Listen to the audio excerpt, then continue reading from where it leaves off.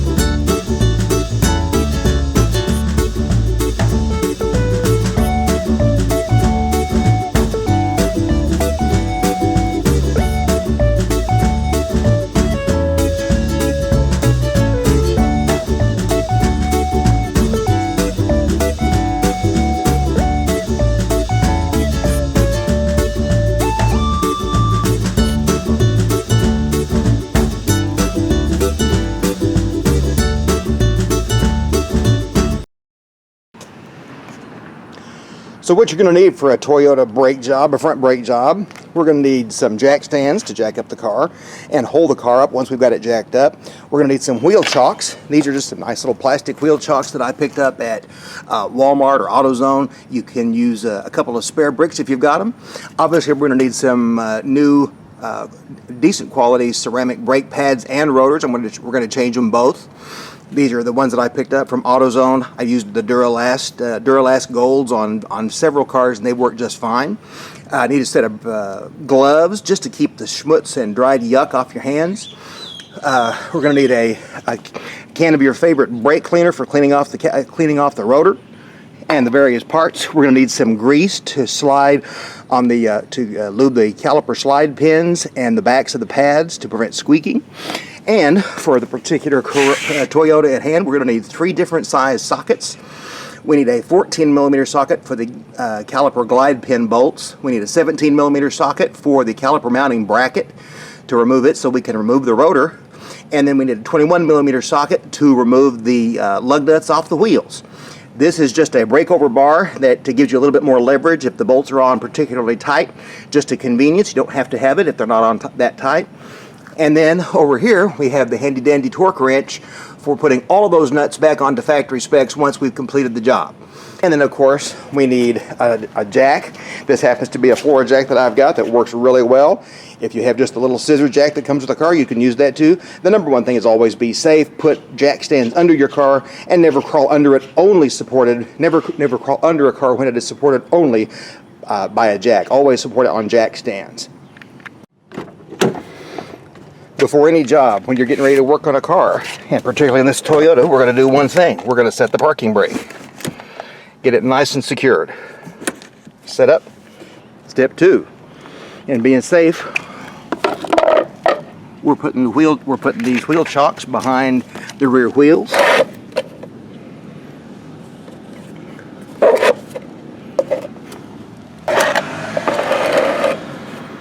There we go. Now, we're in good shape.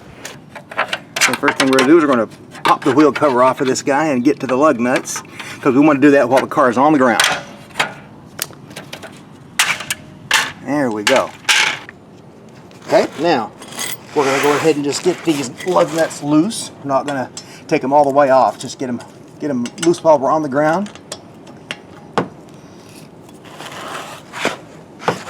.21mm hex nut.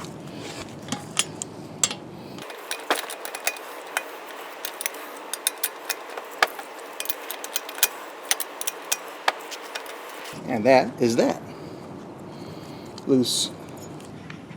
Now we're looking underneath the Corolla, and we're looking at a big cross member there along the bottom of the frame, and I've lined up the plate of my floor jack as close to the center of that cross member as I can. We're going to lift this up just enough to get the wheels off the ground, and we'll then secure it with some jack stands so we're good and safe.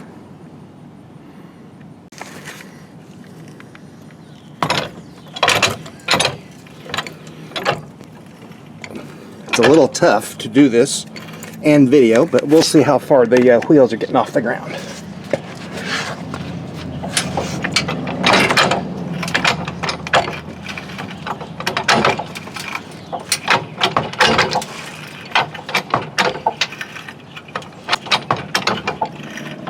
Okay, we are off the ground. Now let's put in our jack stands.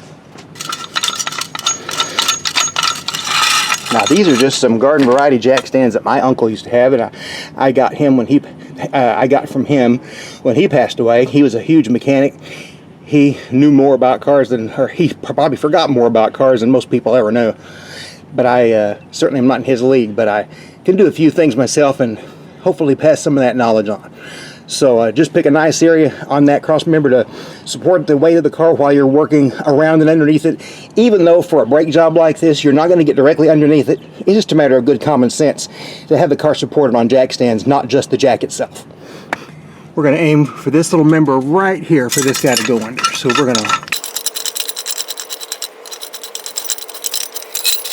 right there's good.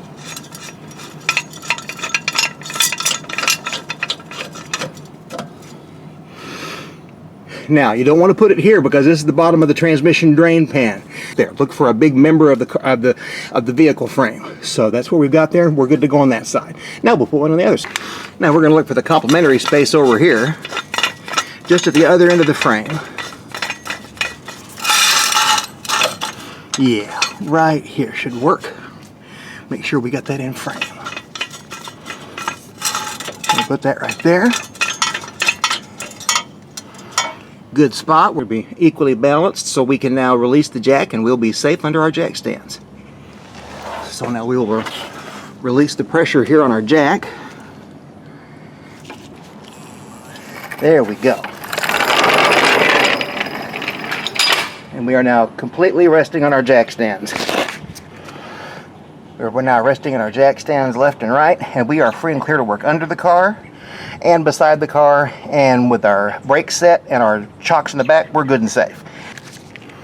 So the first thing we're going to do is we're going to get the bolts off of this guy.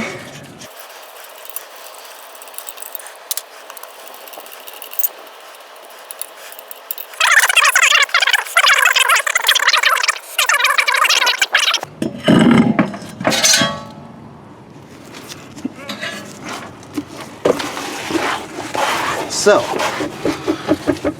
the rotor is in not bad shape, but we're going to replace it anyway. And now we are getting to, it's a little hard to see. Let's see if we can get a good camera angle in there. You can see in there we are getting down where we definitely are closer to the base of the pad than we were, and it's reasonable to go ahead and replace them now. We're a lot closer. We had fully twice as much meat on the previous time we checked these than we do now. So, and I'm not sure how well that's showing up in the video, but the pads are definitely at a point where we're going to go ahead and replace them. So let's go ahead and get started. Okay, got a little tripod action going on the camera now. So the next thing we're going to do is turn the wheel to the left to get better access to the caliper.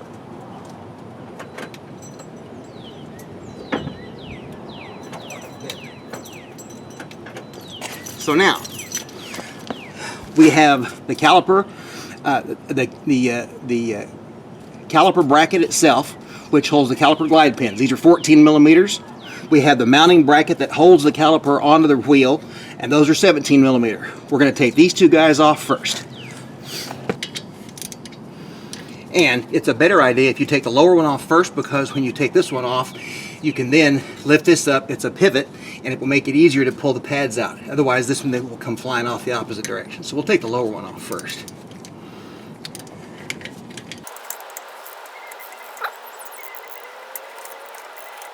Oh, my 14 millimeter ratchet's been rounded out. At the moment, I can't find a replacement 14 millimeter socket, so we're going to just rely on the old open end wrench, and that was more than adequate. 14 millimeter out.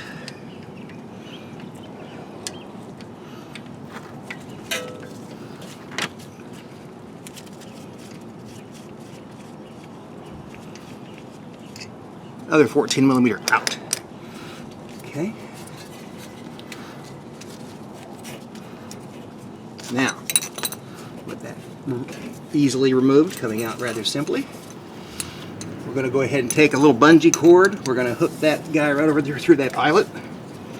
And we're going to hook that up here because we don't want the weight of the caliper hanging off of this brake lining up here.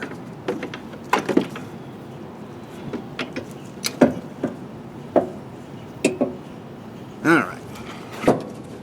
So for an additional measure of caution, we'll just rest that back there. Okay, so now what we're going to do is we're going to remove these caliper pins.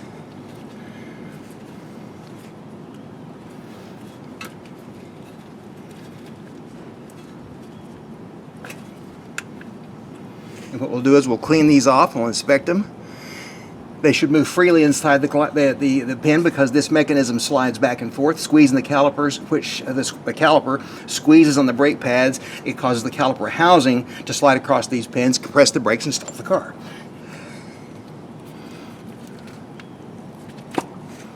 And we'll give those a clean up, and we'll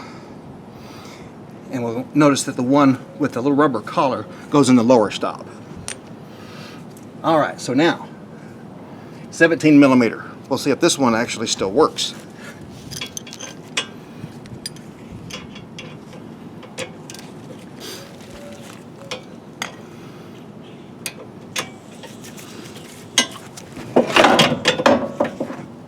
There we go.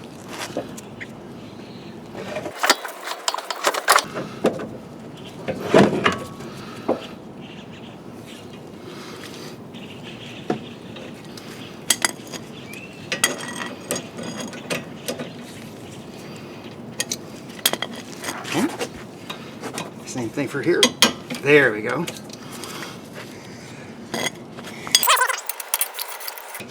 There we go.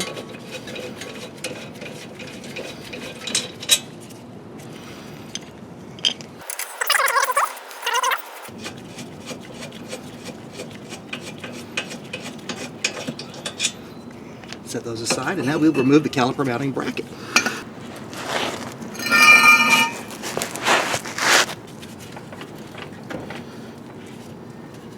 Now the caliper is going to need a little persuasion. Once in a while these things get a little bit ornery and obnoxious. They need a little persuasion.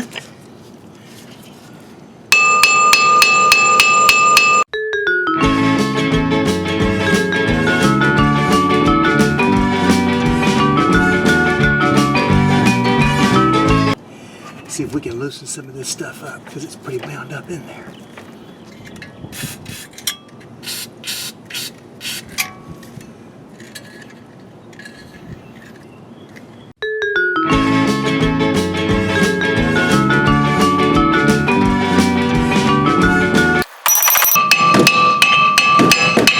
There we go.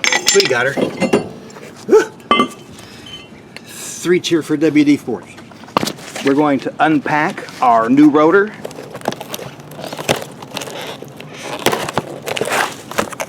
Ooh. You know what? We're not going to need to clean these because these are painted. Did not expect that. So all we have to do now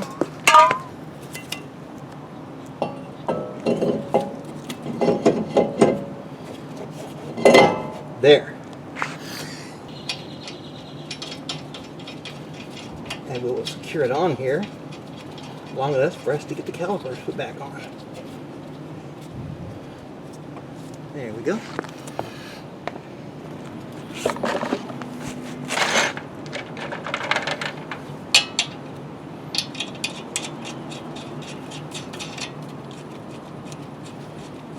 Okay. Now we can go back to our caliper mounting bracket, inspect our old pads, and prepare the bracket for new hardware by removing the old and applying fresh lubrication. Now these things come out very readily from the little holder. Oh yeah, we were definitely at the end of life in these guys. We replaced these just in time.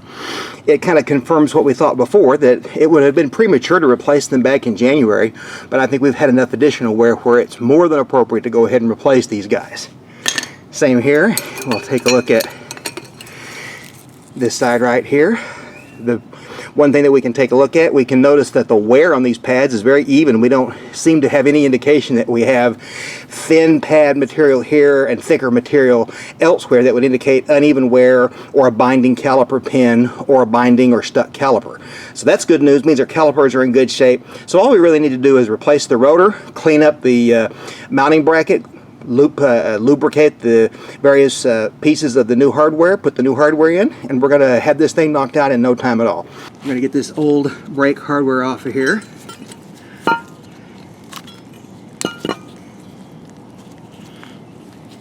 Be careful, even when wearing gloves, handling the hardware on that caliper mounting bracket. The sharp metal can cut right through the glove and your fingers. A pair of needle nose pliers might be really useful here.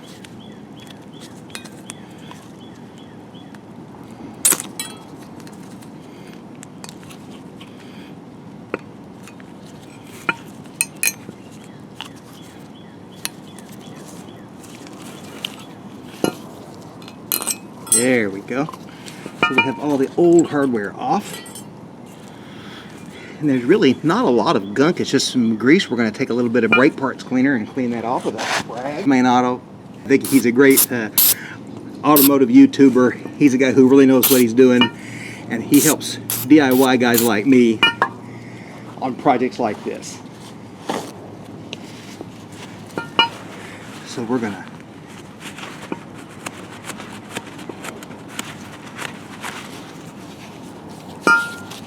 clean these guys out. Now, I don't have a full-on parts cleaner, and I don't know that it's necessary for this particular project, but we'll get the worst of the schmutz off of what's already there. In the Duralast brake package, we have this whole set of hardware for both wheels, including brake hardware for the calipers and the glides. Factory wrapped for your protection. So what we're going to do, we're taking some universal grease and caliper grease. This is rubber safe, synthetic rubber grease that is used for all brake surfaces, and we're going to put some right in here where we put our new brake hardware. And it is goopy, nasty, gross, but that's what it takes to get the job done.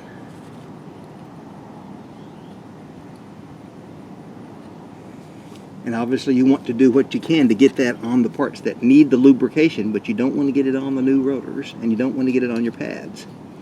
We're going to take our caliper glide pins,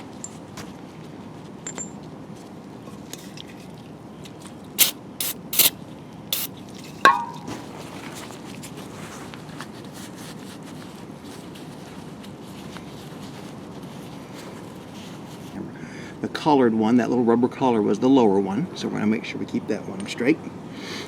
We're going to just make sure we put a fresh dose of nice grease on here. Keep these things moving inside that assembly nice and clean. Brake hardware, we got 8 pieces here.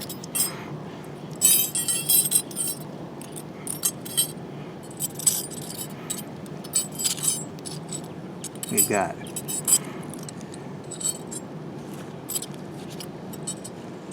left and right for each piece, and everything looks just as symmetric as you can get.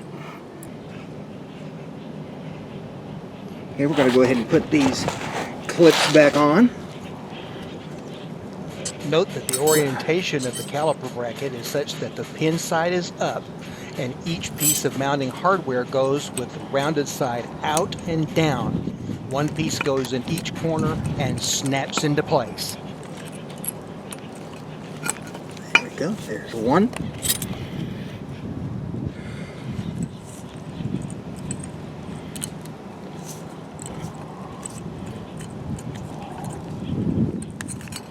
There's 2.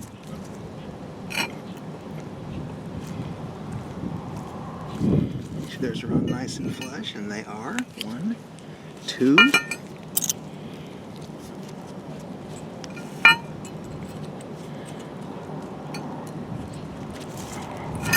There's 3. And here's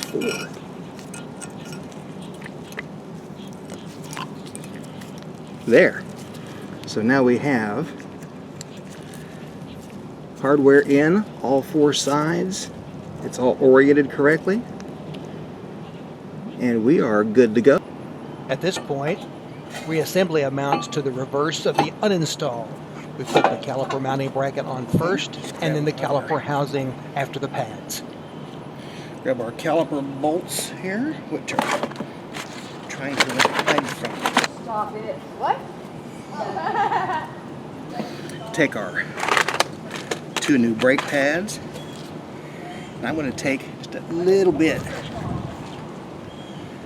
just on the tip here, where it will go in the glide, and especially on the inboard one that's going to go against the piston. We're going to put a dose of caliper grease right back on here, and that will mitigate squeaking, squealing, yelling, and hollering. Just a little bit on these metal-to-metal contact surfaces. After the job, I realized I failed to reattach the squeaker hardware that goes on the outside edge of each pad. This doesn't affect the safety of the brakes, but it does prevent you from hearing the wear sound that occurs when the pad has worn down. I did them on the other side, I just didn't video.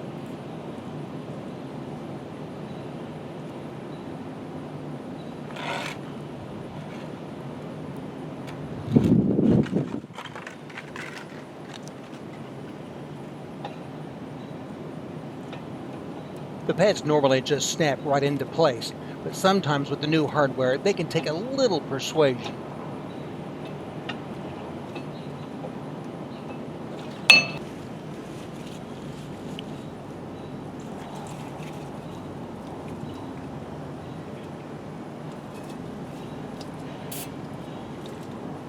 After you install the new pads and reinstall the caliper bracket, it's a good idea to wipe down the rotor to make sure any grease that might have accidentally transferred to the rotor gets wiped off.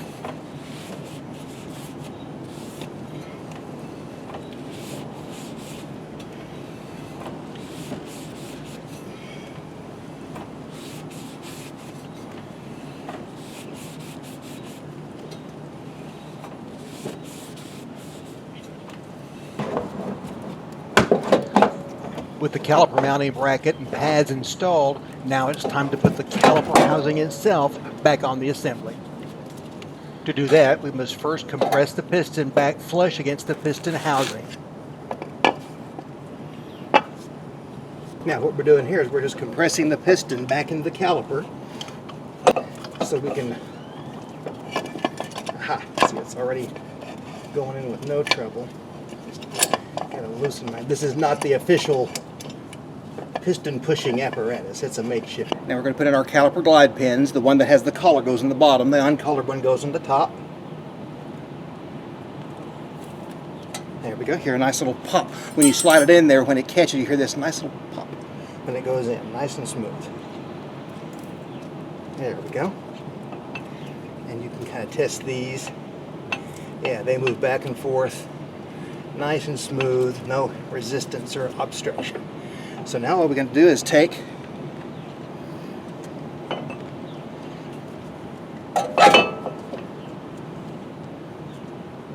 our two caliper pin bolts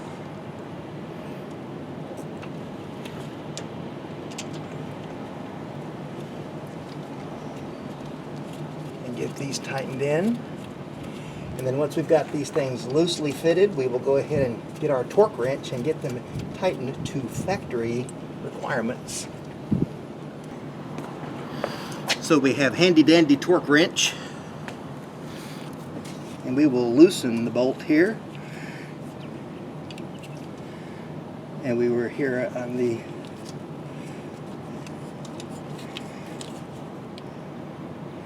and we will tighten, we will set this for 60, 65 on the nose. Tighten that puppy up nice and tight. Now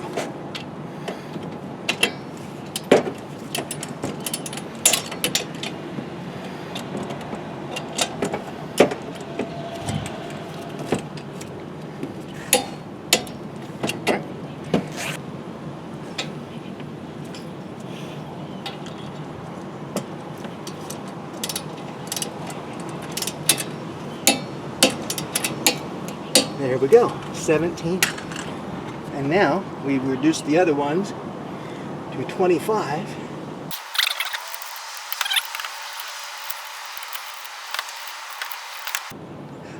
There. Well, folks, that side's done.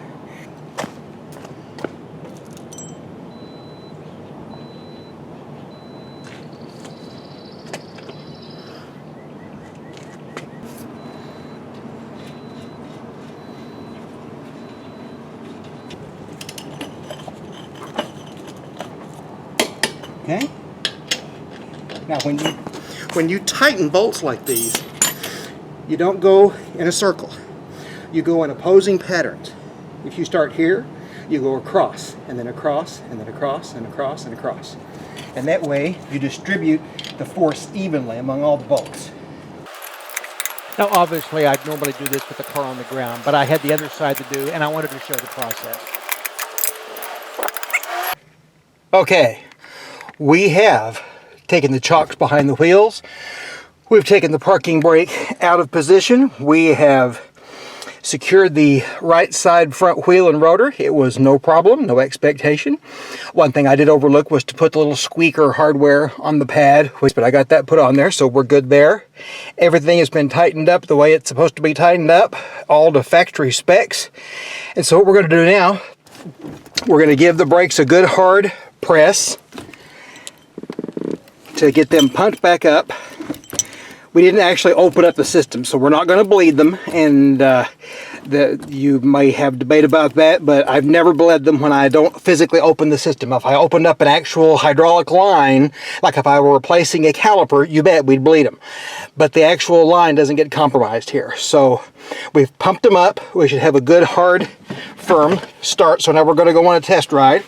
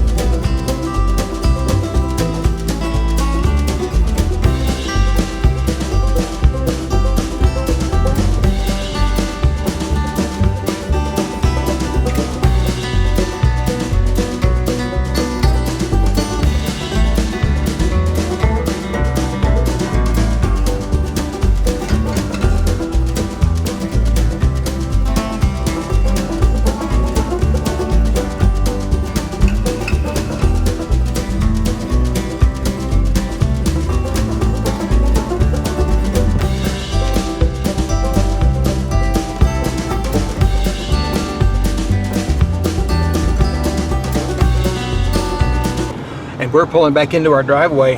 We're calling this good.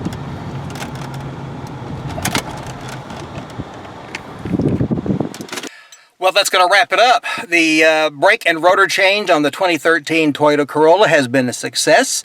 I think we did it exactly the way we expected to do it. We had a little trouble getting the rotor off.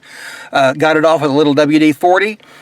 Got the new parts in place, got the hardware in place, and we're good to go in this little car for another probably 50,000 miles at least, and got the oil change while we were at it.